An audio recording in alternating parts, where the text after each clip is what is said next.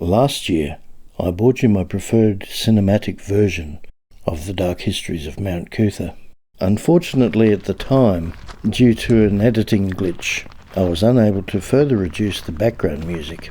Consequently, some people have commented they either don't like the music or found it a little difficult to hear my voice. So this is the slightly updated, re-edited version, totally music-free. The original version of this video will be linked at the end.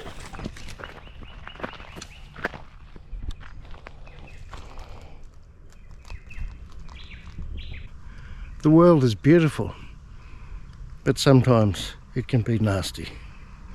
Just about every Brisbane YouTuber has filmed here at Mount Coot-tha, but this is the dark history of Mount Coot-tha. Mount Coot-tha, originally known as Coot-tha, the Ugarable word for honey produced by the native stingless bee, was home to the Turrbal and Yugara Aboriginal people for thousands of years prior to the European Moreton Bay penal settlement from 1824 to 1842. The Aboriginal people relied on the mountain's natural resources for sustenance, medicine, and cultural and spiritual practices. Unfortunately, there are no written records of any crimes occurring in or around the mountain before European settlement. The geological formation of Brisbane's Mount Coot-tha, 7 kilometres west of central Brisbane, spans several hundred million years. Whilst Mount Coot-tha remains a popular and generally safe destination for both locals and tourists, due to its relative seclusion, however, certain parts of Mount Coot-tha have occasionally been used for illegal activities, clandestine and even cult gatherings. There also has been historical instances of disappearances and murders in the area. In some cases, bodies have been discovered in the remote parts of Mount Coot-tha, turning it into a crime scene for police investigations. These cases often attract significant media attention due to the location's normally peaceful reputation. So let's go backwards on the timeline. Only a day or two before filming this video, there was a third predatory attack on a woman in separate incidences beginning in June this year, followed soon after by a fourth attack. As they were walking on one of the around 30 different modern tracks, not including long overgrown historical bush tracks, that collectively cover over 70 kilometres. This video was filmed near the junction of two such tracks, on which these crimes were committed. At this stage of investigation, police don't tend to think it was the same male perpetrator, and fear copycat predators to be more likely. Police are urging runners and hikers of both sexes not to venture on any track alone. Fortunately, not long after that, police made it publicly known that trail cameras had now been mounted on various tracks. Since then, thankfully, there have been no further reported attacks. Looking backwards at further unsolved crimes on Mount Coot-tha, in 2017, bushwalkers discovered human skeletal remains 300 metres off the J.C. Slaughter Falls walking track. There have been multiple instances of human remains found near Mount Coot-tha. Notable findings include a human skull discovered in the Mount Coot-tha area, which led to extensive investigations. The skull was found in 2016 and linked to a missing persons case from 2014. Mount Coot-tha has a dark history, marked by several tragic events, including murders and suicides throughout the 20th century, and possibly before. One particularly infamous area is Slaughter Falls, where a series of violent incidences have occurred. Some of the notable cases include the disappearance of Stephen Goldsmith, a teenager who disappeared in the year 2000 after heading to Mount Coot-tha for a hike. Despite extensive searches, his remains were not found until 4 years later, and the circumstances of his death remain unsolved. In 1997, Elizabeth Baldock was found dead in her car near Mount Coot-tha. Despite a thorough investigation, her killer has never been identified. While not exactly at Mount Coot-tha, the case of Sean Kingi in 1987 is often associated with the area. Sean, a schoolgirl, was abducted and murdered in Noosa, but her body was found near the Diagula Range, which is connected to Mount Coot-tha. But many cases remain open, with police continuing to seek new leads and information from the public to solve these mysteries. The natural beauty of Mount Coot-tha is often juxtaposed with these dark stories, reminding visitors of the area's complex history. Of course, Mount Coot-tha has seen more than its fair share of serious and even fatal road crashes, as well as an extraordinary amount of suicides over the decades. Another notorious site is the Ghost Hole Mine, an abandoned gold mine known for its eerie atmosphere and alleged paranormal activity. The mine, closed in 1959, is surrounded by stories of hauntings, with reports of ghost sightings and unexplained phenomena. These historical incidents contribute to the area's reputation for being haunted, attracting both hikers and paranormal enthusiasts. On November 17, 1927, a murder, along with a suicide attempt, took place in the parklands of J.C. Slaughter Falls, close to Simpsons Road.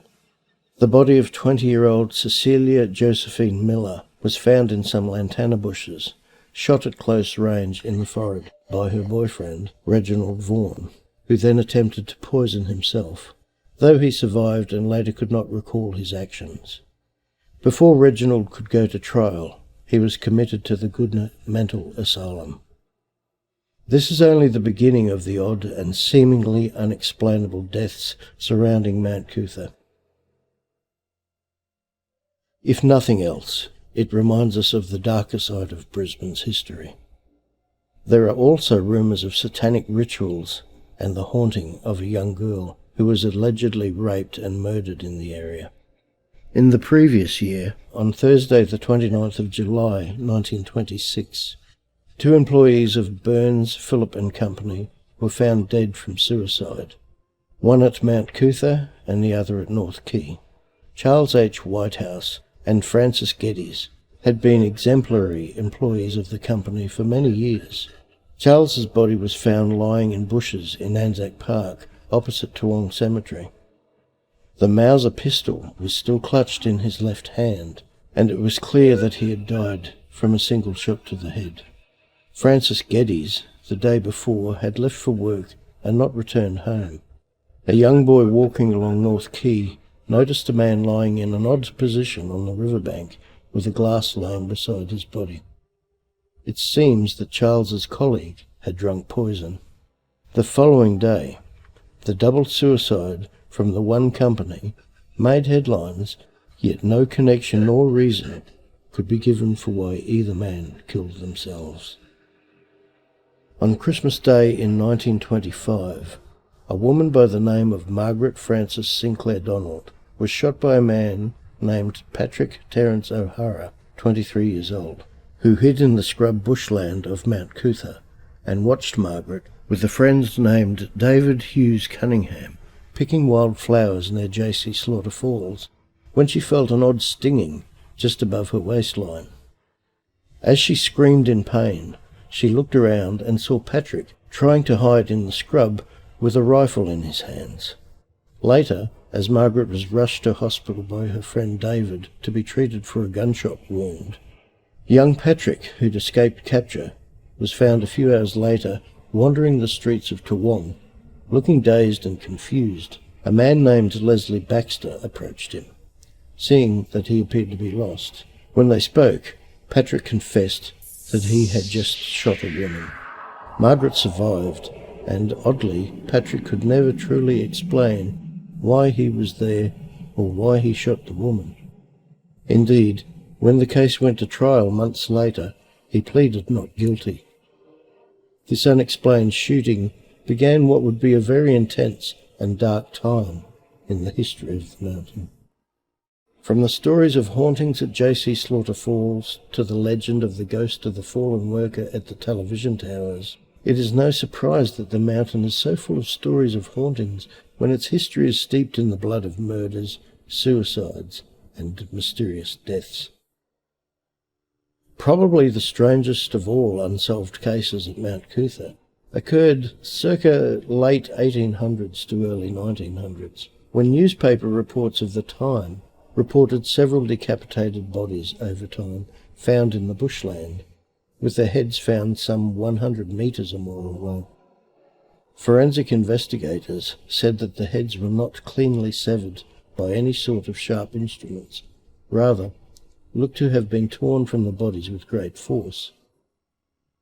Dubious as it may seem, many claimed it likely that a yowie, Australia's Bigfoot, would be the only Australian cryptid capable of doing that.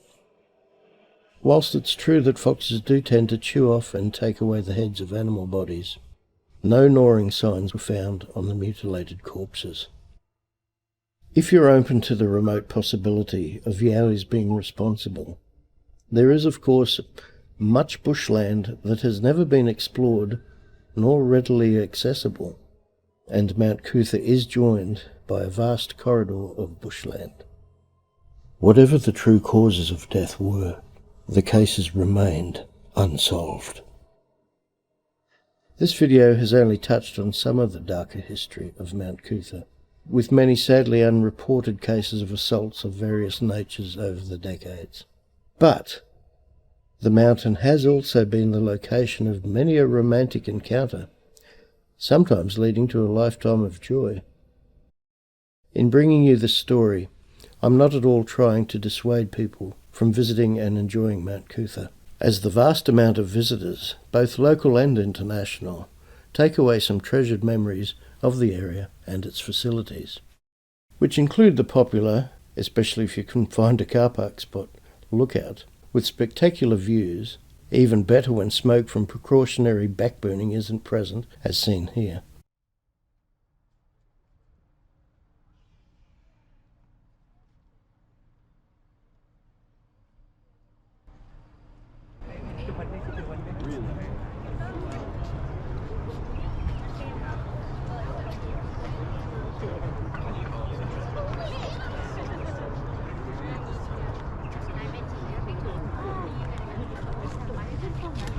And the local cafes and botanical gardens.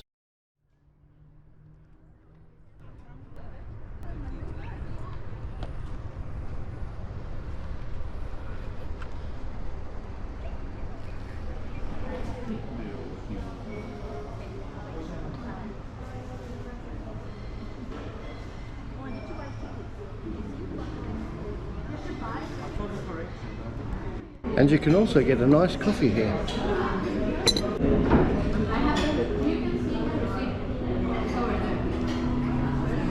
And eggs Benedict.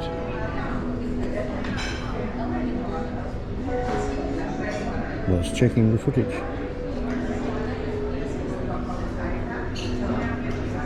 There's even a planetarium here.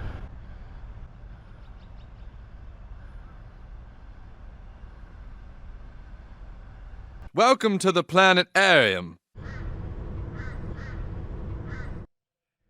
However, if you do plan to walk on any of the tracks, it's always a smart move to have another person with you, if at all possible, as there are always potential risks and dangers from wildlife, such as snakes and spiders, and even fauna that can cause injury. Even if you trip or twist your ankle, having someone with you to help or raise the alarm is a prudent move.